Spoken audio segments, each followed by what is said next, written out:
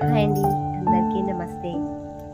Marking వేసాక ఇలా గుంటలు తీసారండి మొత్తం పిల్లర్స్ కోసం అనేసి. మేబీ అవి పిల్లర్స్కి పెట్టడానికి చేస్తారేమో. ఇగో అందరు ఎక్కడ వాళ్ళు అక్కడ వెళ్ళారు.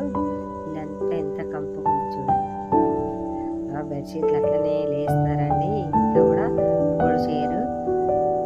వాళ్ళు వెళ్ళినాక ఇలా నీట్గా చదువుకొని పెట్టుకుంటే హాయిగా అనిపిస్తుంది. ఇది ఇక్కడ ఏం వైర్లు ముట్టుకుంటే ఏమవుతుందో అని భయం వేస్తుంది. టేబుల్ మీద ఏం ముడిపోతాయి అనేసి ఇక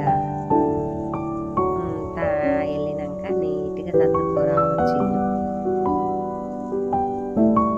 నీట్గా చదువుకొని ఇక్కడ ఈ బెడ్ మీద కూడా అంతే ఎక్కడెక్కడ పడేసే ఆడపిల్లలు ఉంటే వేరే చదువుతారండి. జర కొంచెమైనా హెల్ప్ అవుతుంది, కానీ ఒక్కరమే చేసుకోవాలి.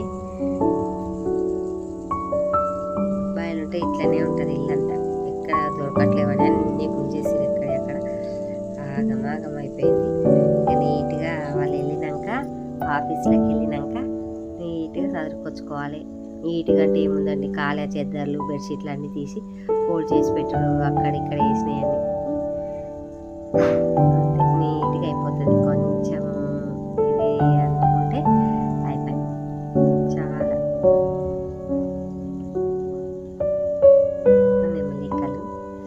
ఎంత బాగుంది చూడండి. నేనైతే డోర్కి అయితే పెట్టేసిన, లోపల డోర్కి చూడాలన్నట్టుగా. థ్యాంక్ యూ అండి.